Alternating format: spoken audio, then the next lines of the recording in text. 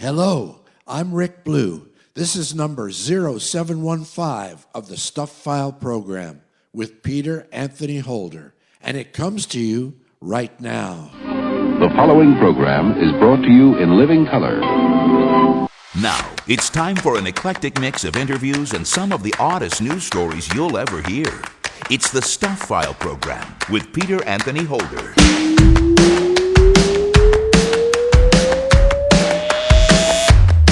Hey there, hi there, ho there! Peter Anthony Holder here with you, and yes, this is indeed another edition of the Stuff File program, number 0715. And coming up on this edition of the Stuff File program, Julian Sher, author of The North Star, Canada and the Civil War Plots Against Lincoln. Canada was going to become Canada in 1867. We were a colony of Britain, and the British Empire declared neutrality during the Civil War, and that infuriated Lincoln's government. Canada became a haven for the Southern Confederates because they're fighting a vicious war against the North. Confederate soldiers, Confederate agents, Confederate mercenaries, and Confederate politicians could live comfortably, plot, and plan anything they wanted in Toronto and in Montreal, and that's what they did. Dr. Samuel West is the founder of the Museum of Failure. The whole reason I started the museum and the aim of the museum is to shine some light on the failures that lead to success. Sometimes failures don't lead to success, but many of the sort of innovations that we take for granted in society, the phone I'm using to talk to you with, is a result of hundreds, if not thousands, of failed attempts. And those never get any attention. Science writer Andrew Fazekas, the Night Sky Guy, is back to talk about, among other things, the recent SpaceX liftoff explosion. This was a pivotal moment for SpaceX. Kind of the proof is in the pudding of making sure that this giant rocket, the world's largest rocket, actually functions, it works. It left the launch pad, it made it up into the upper atmosphere, and then there was a point where, after a couple of minutes, the second stage was supposed to ignite the second stage engines, and they never did. And there's lots and lots of Stuff File news, and of course, an idiot of the day. The guest slater, the person who told you this was show number 0715, was Rick Blue, who is half of the legendary satirical musical duo of Bowser and Blue. Bowser and Blue, by the way, are part of the 3-day NDG Comedy Fest, which is taking place May 19th to the 21st. They'll be performing at the Oscar Peterson Concert Hall on May the 20th, along with Joey Elias. And there are links on the Stuff File website for all that information. Thank you very much, Rick, for doing the guest slate on this edition of the Stuff File program, a show that is listener-supported, fan-funded radio that depends on you for our success. Join us at patreon.com to help make this show an even bigger and better radio experience. Well, let's get right to the stuff.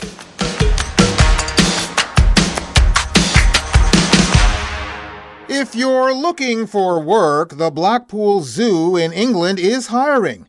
Here's what it actually says in its job posting. Wanted, a team of people to join our visitor services team as seagull deterrents. You too can dress up in a large bird costume and scare away pesky seagulls which steal food from both visitors and animal enclosures. Candidates must be outgoing, as you need to be comfortable wearing a bird costume, and hours will be variable. Wow, this job sounds just a tad less dangerous than being a rodeo clown whose job it is to run out and distract the bull after the rider falls off.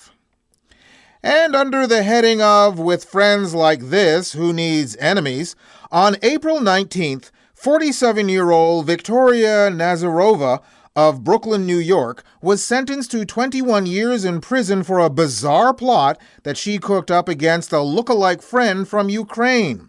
According to the Queen's District Attorney's Office, Nazarova wanted to avoid being sent back to Russia, where she faced charges in a 2014 murder.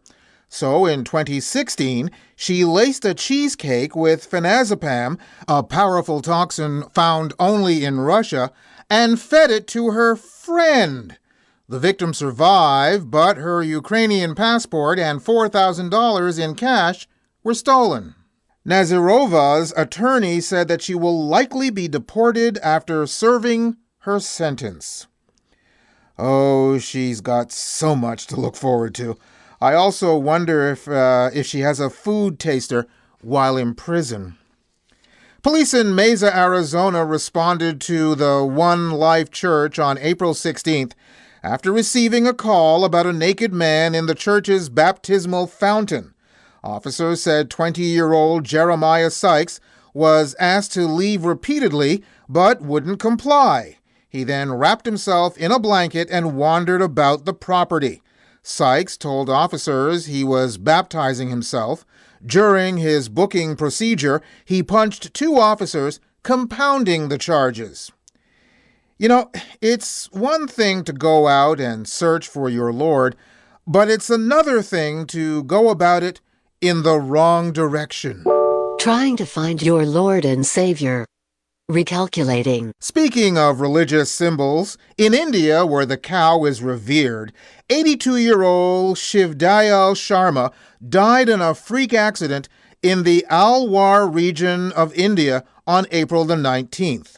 In a Rube Goldberg kind of death, as Sharma urinated near a train track, a Vande Bharat Express train struck a cow, launching it 100 feet into the air before it landed on him.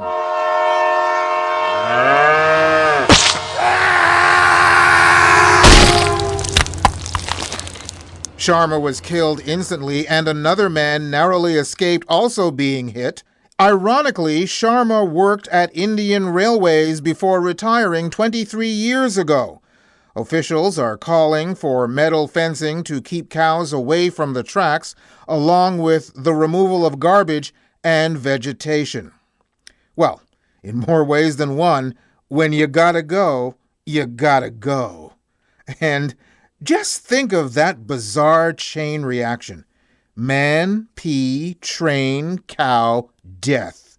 Sounds like a strange cognitive test, doesn't it? So it's person, woman, man, camera, TV. Oh, that's not even close. That's not an easy question. Okay, let's try it again. Man, pee, train, cow, death. So it's person, woman, man, camera, TV. Nope, wrong again. It's actually not that easy, but for me it was easy. I do it because I have a good memory, because I'm cognitively there. Yeah.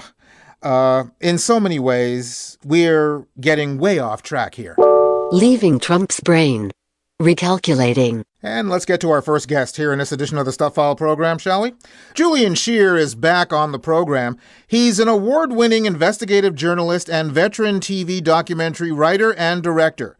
He has a new book out called The North Star, Canada and the Civil War Plots Against Lincoln. It chronicles the role Canada played on both sides of the war between the states. He joins us once again via Zoom from right here in Montreal to talk about it. Hi, Julian. Hey, Peter. Always great to talk to you. Always great to talk to you, too. And this is a fascinating story because I think a lot of Canadians, a lot of people, Canadians and Americans, aren't aware of what kind of role, if any, that Canada played in the U.S. Civil War. I mean, at that time, it was just a few years before we ourselves were a country. As I mentioned in the introduction, played a role on both sides.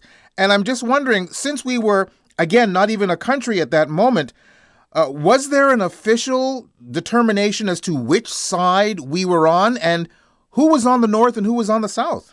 Well, Canada was going to become Canada in 1867. We were a colony of Britain, and the British Empire declared neutrality during the Civil War. And that infuriated Lincoln's government because, in effect, it was saying, well, the slave-owning Confederates and the government in Washington, you're kind of both equal, and we'll stay neutral. What that meant is Canada became a haven for the Southern Confederates because they're fighting a vicious war against the North. They obviously, it was dangerous for them to even be in the North, but Confederate soldiers, Confederate agents, Confederate mercenaries, and Confederate politicians could live comfortably, plot, and plan anything they wanted in Toronto and in Montreal, and that's what they did.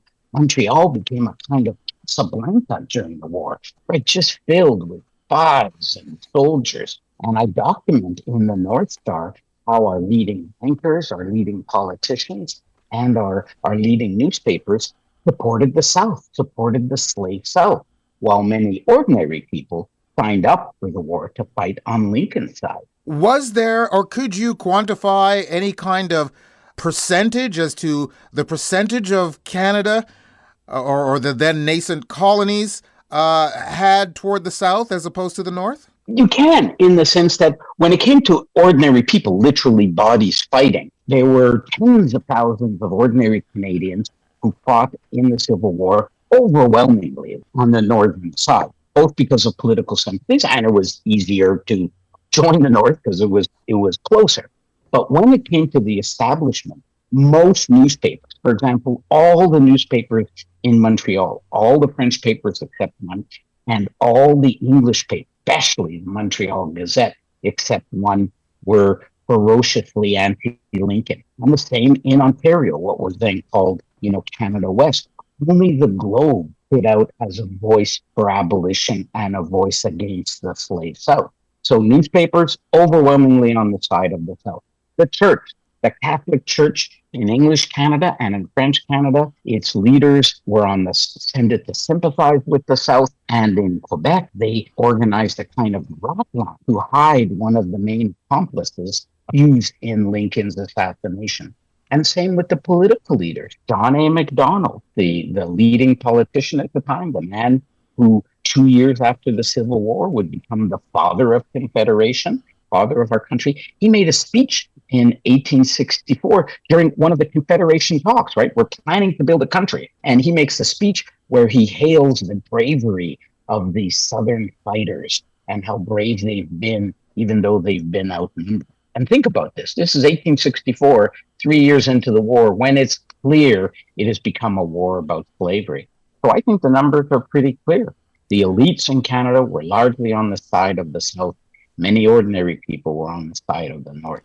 Well, what was it about the southern side of the battle that seemed to be appealing to many Canadians? Well, I think, and again, I would say many Canadian members of the establishment, I think ordinary people, and obviously Black Canadians. We had a growing population of Black Canadians made up of both people who were born here and many American Blacks who had come here either as free men and women or as escaped slaves. They were on the side of the North. But for the establishment, look, they were closely tied to Britain. 80% of Britain's cotton came from the South. Britain was making huge amount of money opening up its shipyards to repairing and working on the Southern Navy. Southern businesses were trading on the London Stock Exchange. And I think there was a political sympathy. There was much more sympathy among the conservative Canadian aristocratic leaders to the Southern aristocracy. They were their kind of people, right? A very driven system, very privileged. Lincoln was seen, as a bit of too much of a Democrat, too much of a populist. And to be fair, Lincoln's government contained members and politicians who were openly annexation, right? Who openly called for Canada to become part of the United States. So all those reasons led the elites to support the South. But what's important, I think, Peter, is that it's not just the political support. I mean, anybody's free to say anything they want in a war or not. What it meant is that Canada didn't just give vocal support. It became a base for what today we would call terrorism. What I talk about in the book is there was an attempt by Confederates who were being paid and operated in Canada to go to New York and conduct an arson attack. They tried to set fire to 19 hotels. Smoke was billowing out. Millions was caused in damage because of an error they made in the way they planned the fires. Luckily, nobody died, but it was denounced in the papers at the time as a terror attack coming from Canada. Confederate soldiers raided a town in Vermont just across the border, stole $250,000, which would be multi-million dollars today, killed an innocent bystander. They said openly they did it in the name of the Confederates. They escaped back to Canada. They're arrested, put on trial in Montreal, 1864 in the fall. The judge acquits them on a technicality, which enrages the Americans and even Canadian judicial authorities. And here's the kicker. The Montreal police chief, as I document, becomes exposed because he meets secretly with Confederate agents, arranges to keep the stolen money that was seized at a bank that was doing a lot of money laundering for Confederates. And right after the raiders are acquitted, just before they're going to be rearrested, they go to the bank and in effect steal the money the second time. So that enraged Lincoln and the Northern forces. So that's the kind of consequences for Canada's political endorsement of the slave South. Canada and the United States are such good friends and have been for such a very long time, but I'm just wondering, was there any repercussion when the North finally won and the elites in Canada, as you say, some of them supported the South? Was there any repercussion towards Canada? And well, how there were repercussions even sooner than that. Lincoln's, after the scandal I just mentioned about the terror raid in Vermont, Lincoln makes a State of the Union address in late 1864. Nobody knew at the time, of course, it would be his last State of the Union address. And he threatens to rip up trade agreements, military agreements, and he does impose passports between Canada and the U.S. So there was a definite chill in the relation. Now, that being said, after Lincoln is assassinated, most of the political leaders, obviously express their condolences. But surprisingly, if you were living in Toronto or Montreal on the weekend of April 15th, 16th, 17th, right after Lincoln is assassinated, many of the newspapers you would be reading condemned Lincoln, said he had it coming. Newspapers in Canada called him a mad, blood-stained despot. They said that there was some just cause to what John Wilkes Booth had done. It's important to realize the depth of our involvement. Let me give you one shining example of that. John Wilkes Booth, famous actor, frankly, like kind of the Brad Pitt of the Civil War, right? He was a handsome, well-loved actor, strong supporter of the South, hated Lincoln. He comes to Montreal. Why? Because it's a Confederate hangout in October. Spends 2 weeks here, stays at the fanciest hotel in town, which is a known Confederate hangout. Dozens of Confederates are always there, prominent men, businessmen. He's playing cards with some of the leading Confederate agents. He gets the names of 2 people who are part of the Confederate network in Maryland and Virginia. And that'll help him escape when he kills Lincoln. Just before he leaves, he plays billiards in one of the most popular bars in Montreal called Dooley's Bar. And in words that would later become important, the election is coming up, Lincoln's second election, and he tells his billiard partner, who happened to be the Quebec pool champion, and named Joseph Dion. He tells Dion, doesn't matter what's going to happen in the election, Booth says, Abe's contract is up, his goose is cooked. And of course, 5 months later, we know what Booth would do. So, I think Canada literally had blood on our hands. And it's important when we look at the past, we don't only look at the things we did. We were the terminus for the Underground Railroad. We had abolished slavery. Blacks who were escaping slavery, if they made it to Canada, they were free. So we had a very important role. But I think it's important to look at the dark side of our history. It is an important place to look. What led you to looking in this direction in the first place? Well, it's interesting. I grew up in Montreal, spent almost my entire life in Montreal. And I remember back in the day when I was studying history at McGill, I would walk downtown, and on the west side of the Bay building, the Bay department store on Union Street, there was a plaque to Jefferson Davis, the head of the Confederacy. And I remember thinking, why is there a plaque to the leader of the slave South in Montreal? And why is it still here? Well, it turns out that Jefferson Davis, after the war, he serves some time in jail. And then when he gets bail, he doesn't go to Mississippi or Memphis. He goes straight to Montreal because that's where his family is. And that's where a lot of Confederate soldiers are. He'll spend a year in Canada being cheered by crowds. He'll be given a house, and he stays temporarily in the home of a prominent publisher whose house was standing where the Bay department store was built. So, uncovering that kind of dark history. Look, I'm known for my books on the Hells Angels, on child abuse, on wrongful convictions. And I think this is just part of the same story, looking under those, dark rocks in our society and trying to point to some uncomfortable truths. Well, again, it's a fascinating story. The book is called The North Star, Canada and the Civil War Plots Against Lincoln.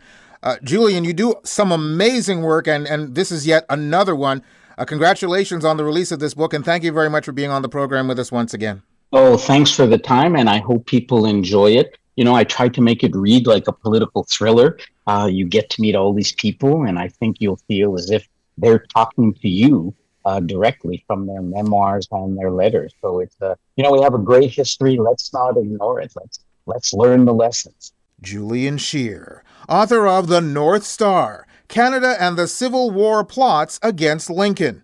You can go to my website at thestuffile.com, check out the show number for this program, which is show number 0715, and you'll find the link to Julian's site, plus links to either Amazon.com or Amazon.ca, where you can order his book directly. You're listening to the Stuff File program with me, Peter Anthony Holder. There's still more guests, more news, and an idiot of the day coming your way on the Stuff File program. Stay tuned. The Stuff File program is a listener-supported, fan-funded radio show that depends on you for our success. Join us at patreon.com to help make this show an even bigger and better radio experience. Sign up and find out about our rewards program. Being a patron doesn't have to be a long-term commitment. There's absolutely no obligation. You could join today and end whenever you'd like, but the time we have your support would be so greatly appreciated. We'd also love to hear your thoughts about the show and even your ideas for rewards. Join us for the ride. Join us at patreon.com/thestuffileprogram.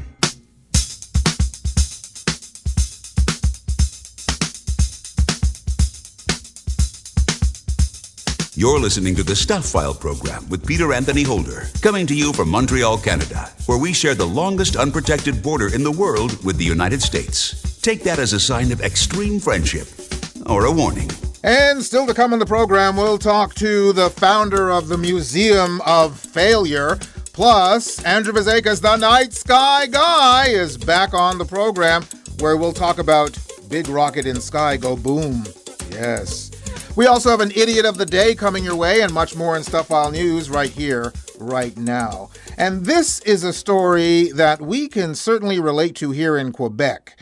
In Carmarthenshire, Wales, residents have responded to the condition of a rural road that they describe as the worst in the county with a clever road sign. The sign reads, "Caution, remove dentures, adjust bra straps, secure your nuts." The road is full of potholes, and while some have been filled, residents believe the road is so worn and damaged that it requires complete resurfacing in many places. Said a county council spokesman, "Whilst the sign is intended to be funny, the constant wear and tear on our vehicles is a real issue." The council contends that there is no money budgeted for resurfacing, but residents say it's ironic that the police can check our vehicles to ensure that they're safe for the road, but no one is ensuring that the road is safe for our vehicles. Oh, that's an excellent point. Game, set, match. Yeah. And for the first time since the COVID-19 pandemic began, a ritual event took place at the Sensoji Temple in Tokyo on April the 22nd. The traditional crying sumo event features pairs of infants, held up by the parents facing each other, who are frightened into crying by staff wearing Oni demon masks. The first baby to cry wins the match. Said Hisai Watanabe, a mother of an 8-month-old, "We can tell a baby's health condition by listening to the way they cry. I want to hear her healthy crying." Crying sumo events are held throughout the country, explained Shigemi Fuji, chairman of the Asakusa Tourism Federation, which organized the event. "In Japan, we believe babies who cry powerfully also grow up healthily." I'm just curious to know that if these contests were held in North America, how many seconds would it be before the first call went into child services? Yeah. An employee at Price Cutter in Republic, Missouri, said he got a call about a man in the meat department packing meat for himself. When the employee confronted the man, later identified as 70-year-old Larry Gay, the man said he was going to keep doing what he was doing. The employee told Gay he wouldn't help him, but once he held the gun to my throat, pushed it into my throat, I decided to comply. According to police, Gay had a different story. He claimed he only showed his gun after the good man who was helping him said the meat department was closed. Just to say I'm not stealing, he said he told the employee, I need you here to help me to get a couple of these steaks. I'm not going to hurt you. When the officer asked why Gay thought people in the store called the police and said he was threatening them with a gun, he replied, I don't know. I have no idea. He was arrested, charged with unlawful use of a weapon and armed criminal action, and held on $50,000 bond. I guess there's no need to take a number when you've got a gun, huh? Also, now that Larry Gay has been charged, for him the stakes are really high. And finally, in this section of Stuff File News, before we get to our next guest here in this edition of the Stuff File program with me, Peter Anthony Holder, Cameron Hardy was in court in Prince Rupert, BC, to face a charge of resisting or obstructing a peace officer. Hardy's defense, which he presented himself, he's a freeman who doesn't accept that courts have jurisdiction over him or that Canadian law applies to him. Judge David Patterson begged to differ. I love the quote by the judge. He said Hardy's arguments were not merely legally false, but often just plain stupid, and an attempt to circumvent the justice system. Unfortunately for Hardy, the courts of British Columbia, including the Provincial Court of British Columbia, are legitimate. In other words, Judge Patterson was saying, "Stupid! You're so stupid!" The news report didn't even say whether Hardy was found guilty on the criminal charge or not, but he was sentenced to jail for a year for contempt of court. You know, I get the feeling that he's also just going to be a peach for the authorities when he's behind bars. I'm also guessing he won't be getting out early on good behavior. Anyway, let's get to our next guest here in this edition of the Stuff File program, shall we? What do items like the Ford Edsel, the DeLorean, Google Glass, and New Coke have in common? They've gone down in history as massive failures. They are also just a few of the items that you can see displayed in the Museum of Failure. This pop-up museum has traveled the world and is currently in New York City. Dr. Samuel West is the founder of the museum, and he joins us via Zoom from Spain. Hi, Dr. West. Hi, thanks for having me on the show. Thanks for being on the program with us. Now, I said that you are a doctor. You have a PhD in organizational psychology, and you're a licensed clinical psychologist. And I'm just wondering, since you created the Museum of Failure, is it an important tool to you to help people learn about failure in order to go on with their successes? Yeah, I mean, the whole reason I started the museum and the aim of the museum is to shine some light on the failures that lead to success. Sometimes failures don't lead to success, but many of the sort of innovations that we take for granted in society, the phone I'm using to talk to you with is a result of hundreds, if not thousands, of failed attempts. And those never get any attention. It's interesting because it was just a little while ago that we watched the SpaceX rocket explode 4 minutes after liftoff. Yet a lot of the people on the ground who were part of the mission itself were cheering because that 4 minutes was 4 minutes more than they had expected to get in the first place. Exactly.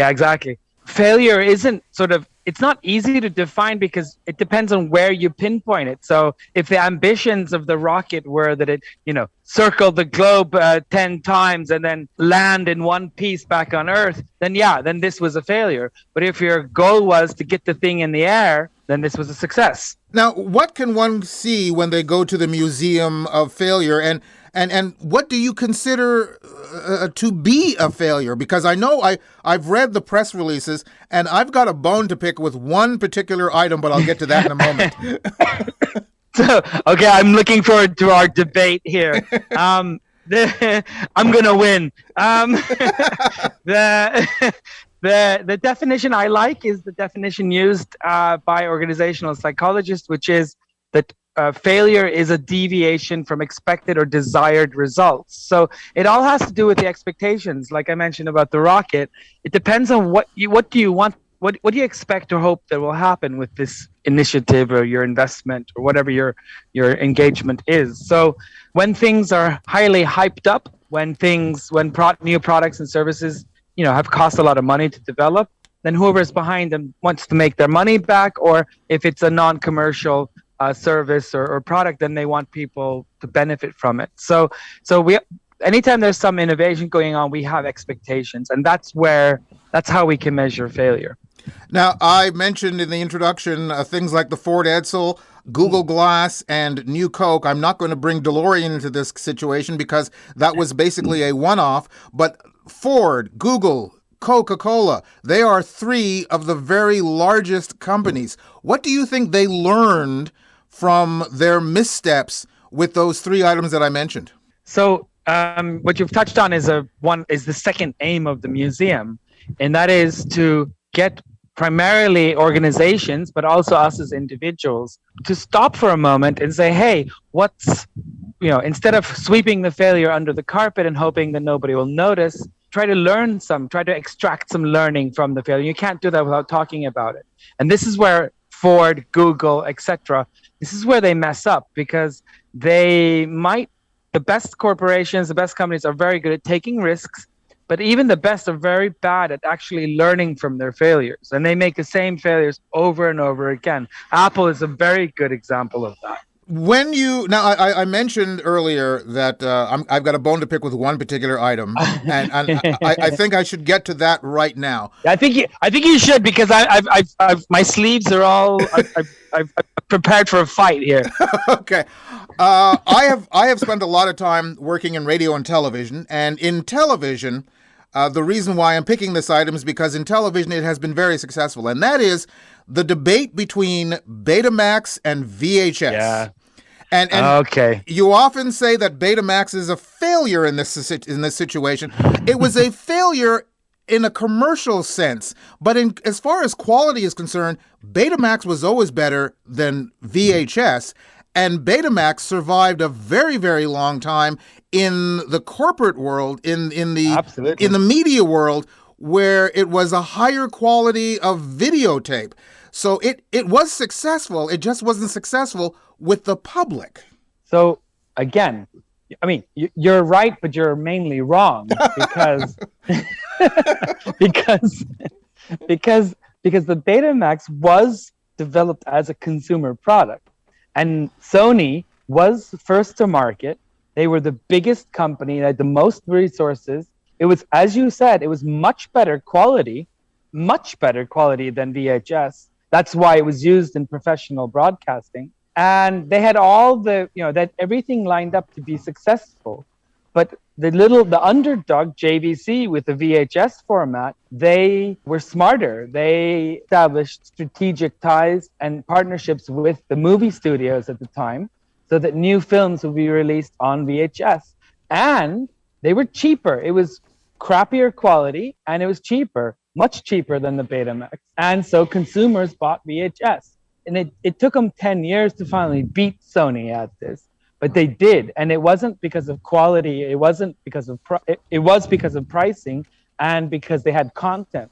So Betamax definitely is a failure, and it definitely belongs in the Museum of Failure because it was supposed to be a consumer product. Had they developed it only as a professional product and only targeted that audience or market, then of course it wouldn't be in the museum. Yeah, well, but you're wrong. Sony Betamax is definitely a failure, an expensive failure from Sony.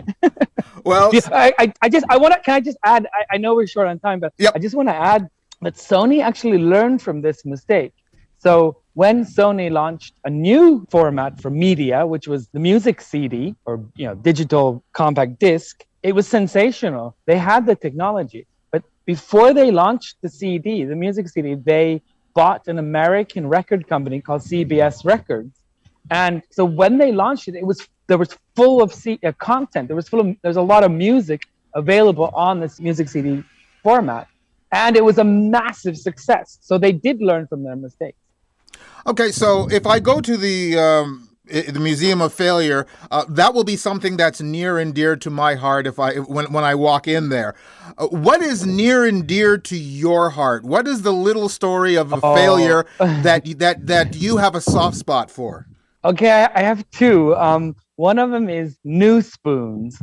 When we first opened 5 years ago in Los Angeles, there was a guy who contacted us and said he spent his entire savings on an invention that he had made, which was a spoon made of paper instead of plastic, and very economical and very ecologically sustainable. The problem was they came delivered flat, and you had to twist them in a certain way to turn them into a spoon. Everything was perfect, except there was no way to teach users how to twist the spoon into its spoon shape. It was like an origami spoon. The whole thing failed, and he said, please take the spoon because my mom's garage is full of these spoons and nobody wants them. That one is dear to me because it's an example of someone taking a bold risk and then for one reason or another it not working out. In this case, it didn't work out because consumers are stupider than you can ever imagine.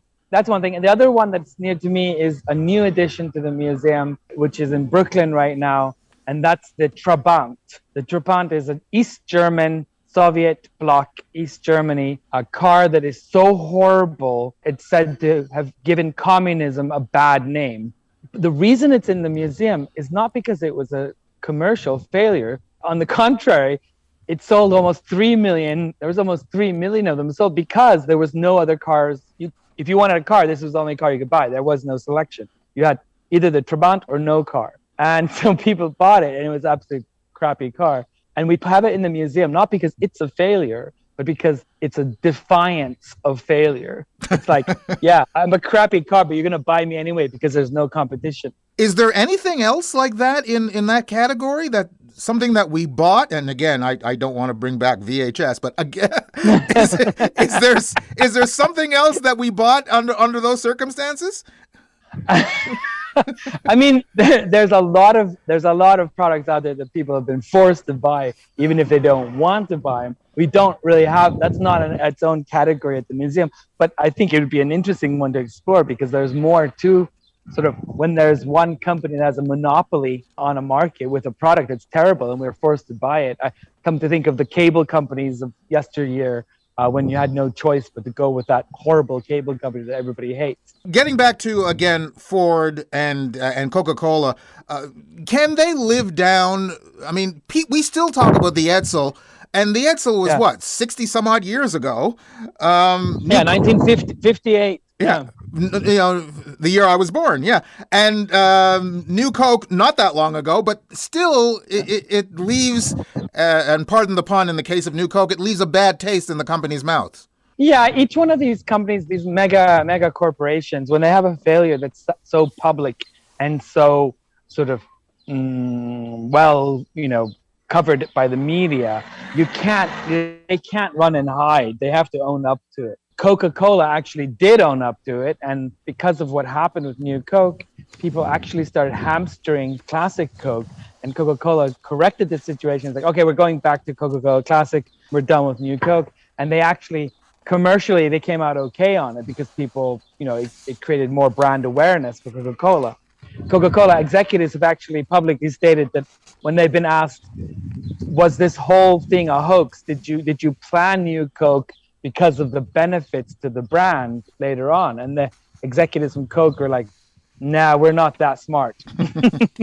I'm guessing somebody must have been fired for this. Yeah. I mean, this was a huge disaster for Coca-Cola at the time. I mean, come on, Coca-Cola is redoing the recipe so it tastes more like Pepsi. That's not cool. Yeah, and Ford Edsel, I couldn't find very much. I mean, it's 58. But I couldn't find a lot of sort of official statements from Ford, but undoubtedly they learned something from that. One would hope, at least. Yeah, if you're the head of Ford, don't name a car after your son, because that's not going to go well. Yeah, and don't make a grill that looks like female genitalia. Yes. Exactly. Okay. And that's just to get started, you know. Exactly. Well, we're just about out of time, so I just want to mention, how long will the pop-up museum be in New York City, and do you know some of the other cities you might be going to? It's in New York till, mid-May. Yeah, check on the website, but it's mid-May. Then it'll continue on tour to the major cities in the United States. So it might actually go to Toronto as well. I'm not sure. Nothing is confirmed. And because I work with so many partners on this, I'm often the last person to know what's actually happening with the museum.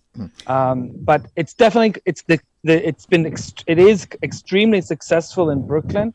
So the tour will definitely be continued. I just don't know now what city it'll stop in next. Well, it's a fascinating exhibit, and people can, as you say, find out more information by going to the website at museumoffailure.com. Samuel, I thank you very much for taking the time to be on the program with us. Thank you. Dr. Samuel West, founder of the Museum of Failure. You can go to my website at thestufffile.com, check out the show number for this program, which is show number 0715, and you'll find the link to the museum site where you can find out when the exhibit will be somewhere near you. You're listening to the Stuff File program with me, Peter Anthony Holder. Portions of the Stuff File program are available to you via Audia.io. At Audia, you'll find hundreds and hundreds of Stuff File program interviews going all the way back to 2009. That's Audia, AUDEA.io. There's more Stuff File program coming your way right after this break. Hi, I'm Peter Anthony Holder, and I'm the host of a new weekly podcast called Business Beyond Bizarre. What exactly is Business Beyond Bizarre? A podcast of the slightly unusual. Yeah, like she said. To be more specific, it's a show that features folks who have slightly quirky hobbies or businesses. It's a chance to meet some people who think outside the box and, metaphorically speaking, are off the beaten path. You'll meet folks like the creators of the fart spray called Liquid Ass, the woman who invented goat yoga, father and son undertakers who have perfected how to save your tattoos after you die, the founder of the religion Jediism, plus why you should be drinking gin made from elephant dung. Business Beyond Bizarre. Oh, there's a lot more where these came from. Give us a listen. Who knows? This show might just spark you to find your own slightly bizarre path. From our studios in Montreal, Canada, and going out to the rest of the world, this is the Stuff File program with Peter Anthony Holder.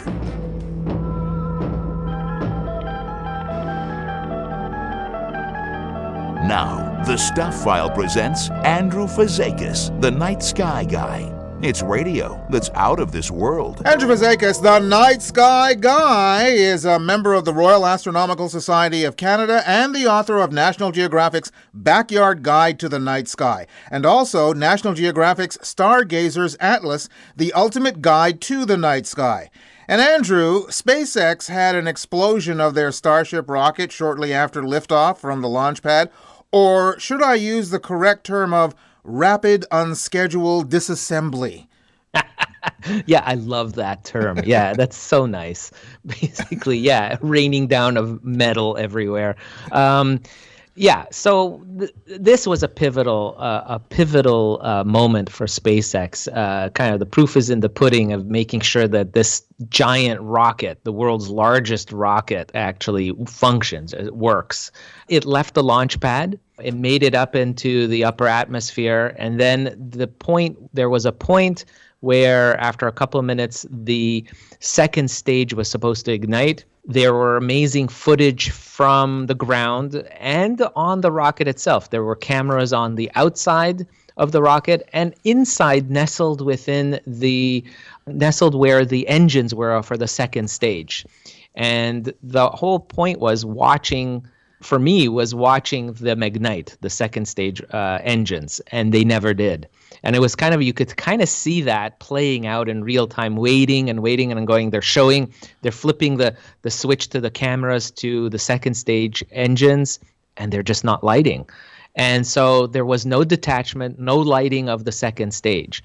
And the rocket ended up just twirling around. And I think somebody in the air, and after a few moments, somebody must have basically pushed that button to blow up the rocket, making sure that it doesn't go over land or anywhere. So it was a success in terms of that it did leave the launch pad. It did fly for a couple of minutes. They received tons of data of everything up until the point of the destruction of the space of the Starship. So for those at SpaceX, I think it was a success. I think it is a success in general terms of testing this rocket because of all the data they received. But there's a lot more work to be done, obviously. And I understand that Elon Musk and the gang are hoping to do another fully integrated Starship launch in 1 to 2 months.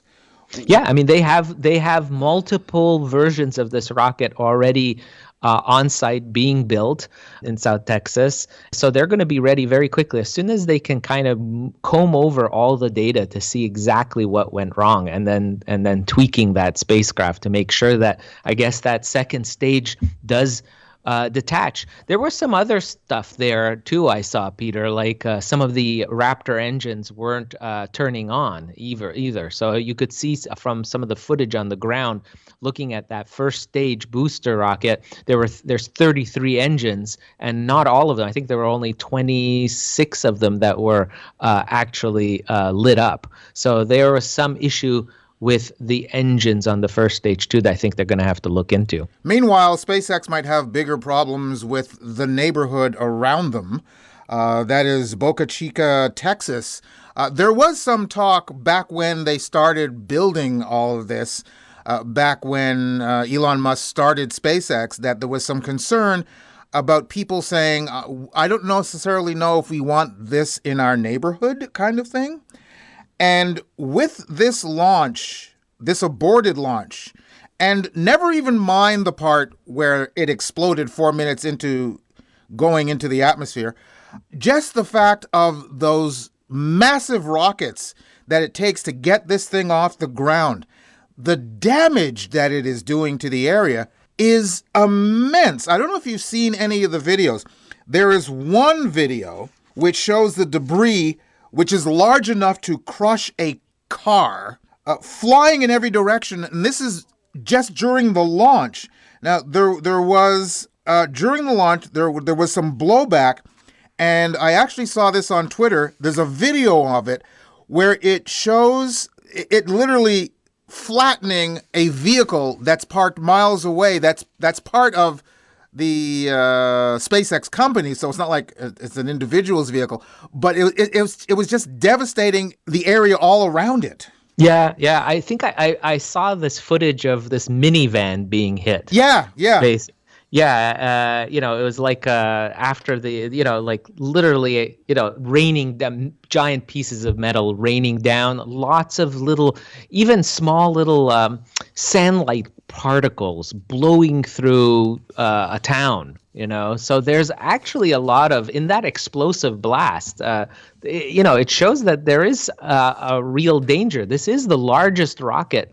It's very powerful. I mean, it's bigger than the Saturn V rocket that was used in the Apollo era. It's bigger than the SLS system that NASA has. So there's a risk in launching these. And you'd expect that the federal, government, which gives out the license for this, is going to be looking through all of this data to make sure to see that the safety measures are met. And again, I stress the fact that the problems that were on the ground were before the explosion. It was just the launch itself, which means that the problems that this neighborhood is going to deal with is going to be ongoing, even with successful launches. Yeah, I mean, it kind of has you wondering, you have all these kind of crazy side effects, right, from a launch. This is an experimental launch, Peter. We could be blowing up multiples of these starships, over the course of this year. And remember, they have a contract. SpaceX does have a contract, multi-billion-dollar contract with NASA to build one of these Starship transport vehicles that will be used by the Artemis 3 crew that will land on the moon in 2025. So, there's pressure on SpaceX to make sure that it's ready. And the CEO of SpaceX, I think, was recently quoted saying that, they won't put humans on there until they have, somewhere around the neighborhood of 100 flights with this. So 100 flights, that's a lot. And you look at what some of the people there experienced in the locals. There was like talk about shaking of buildings there, layer of grime being deposited from the explosion, on vehicles, on driveways, on houses. Not to mention even some of the government protected land that's around there, the wildlife preserve there. There was stuff falling down there too. I mean, yeah, but again, you're talking also about the explosion itself. I'm talking just about the liftoff. Now, according to the city of Port Isabel, which is the neighboring community, it has been confirmed that there's a spray from the Starship that covered local cars and homes.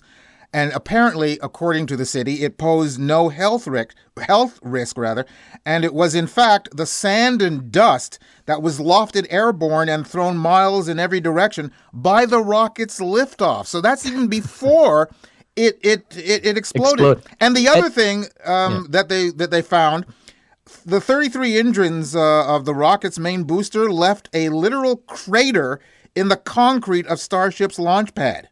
So you figure, okay, is this going to happen every time they launch? Exactly. Because that was a successful launch. That was a success. Exactly. And that's what I was going to say is that imagine that's a successful launch and it came with all these repercussions. So there's a lot of homework they have to. I think there's no doubt they were surprised. And I'm sure they were surprised at some of these things that happened. The fact that there are communities so near enough to experience the impact of a successful launch, they're going to have to really think about how do they mitigate this? How is it even possible? Is the location the right location to do these kind of launches on a mega rocket like this? Yeah. And by the way, speaking of the explosion itself, the resulting detonation was so massive that it was picked up on Doppler radar systems. It's incredible. It's worth looking. I mean, folks should look up online to see, Starship debris. And there's some amazing footage of like the minivan that we talked about actually getting hit. Yeah, and it's frightening, actually. Yeah, and like you said, they want to do hundreds of these. Ooh. Yeah, I mean everything's bigger in Texas, but wow, that's to the nth degree. Yeah, exactly. We'll see how this plays out, but they're under pressure. They got to develop this. They have that contract with NASA. They're looking at them, so they're gonna have to figure things out. And speaking of debris, we're just about run out of time, so I think we have to go to Patreon. But speaking of debris, can you tell us very quickly about the dead NASA satellite that crashed to Earth in the Sahara Desert? Yeah. This is a 660-pound satellite that is basically part of the Department of Defense in the U.S. It entered the atmosphere above the Sahara Desert on April 19th. And so it hit probably a few pieces of debris actually probably made it to the ground. That's what NASA officials have said. It landed. If there was any debris falling down, it would be between Sudan and Egypt. And this was a defunct satellite that was used by astrophysicists to look at solar activity. It was shut down a while ago, and the idea was to just send it into the atmosphere safely to burn up. However, Some pieces may have actually landed. We don't know. They're scouring the area right now to see if there's any pieces that are recoverable. Well, there are a lot of old satellites up there, so this could be the preview to a bigger disaster film, if you know what I mean. There's a lot of them. Yeah, there's literally tens of thousands of debris that are being tracked. So, yeah, this is a story that will keep on going. Between SpaceX trying to go up and everything else trying to come down, we live in interesting times. Absolutely. Shall we go to Patreon and finish this discussion? Yeah, there's so much to talk about. Let's do it. Andrew Fazekas, the Night Sky Guy, and author of National Geographic's Backyard Guide to the Night Sky, and also the new National Geographic's Stargazer's Atlas, the ultimate guide to the night sky. You can check out his website at thenightskyguy.com, and you can go to my website at thestuffile.com to the page for this show, which is show number 0715, and you'll find links to Andrew's site to get your own personal autographed copy. And Patreon subscribers, you can hear more of Andrew as a Patreon reward extra, where we'll discuss how dangerous the sun's solar flare activity can be, plus Airbus's design for a new space station, and students heading to the moon with a lunar rover. Just go to our Patreon page, and if you're not already a member, become one of the select patrons of the show. Visit patreon.com/thestuffile program. You're listening to the Stuff File program with me, Peter Anthony Holder. It's time now for the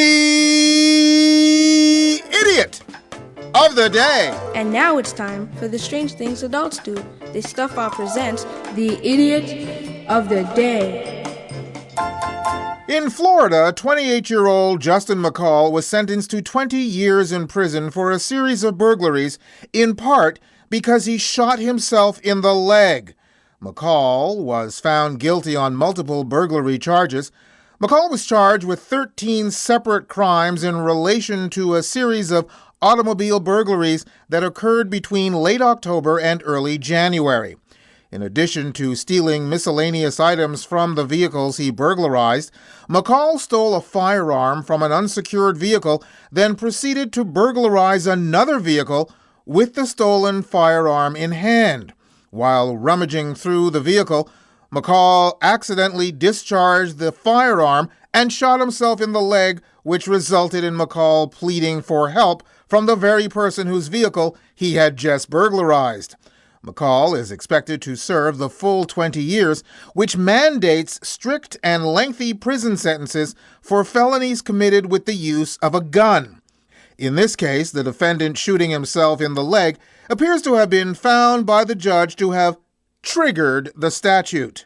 Now why, oh why, would you improperly handle a gun you just stole while breaking into other vehicles, thus shooting yourself in the leg, literally triggering a much longer jail sentence? One reason, and one reason only. You're an idiot! Gee, I'm only a kid, but even I know you're an idiot.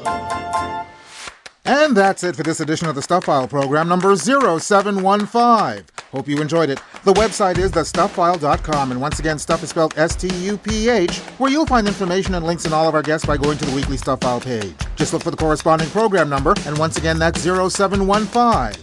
Email me at peter@thestuffile.com. You can also find me on Facebook and Twitter as PA Holder. And don't forget to check us out on patreon.com, where you can become a patron of the program. Hope to see you back here for our next show on the air, online, or as a download. We're coming to you from everywhere, including KDXRadio.com, TrueTalkRadio.com, over the air on World FM in New Zealand, WLSL-LP-FM in Dade City, Florida, KZZ-HLP-FM in Eureka, California, CKUW-FM in Winnipeg, CFMU in Hamilton, CKLU in Sudbury, Local 107.3 FM in St. John, CHSR in Fredericton, and also streaming on just about any streaming service your little heart desires. That's it. Bye-bye. You've been listening to the Stuff File program with Peter Anthony Holder, a presentation of Flying Fish Communications. No animals were harmed in the production of this program, except, of course, the tasty ones. Good night and pass the paprika.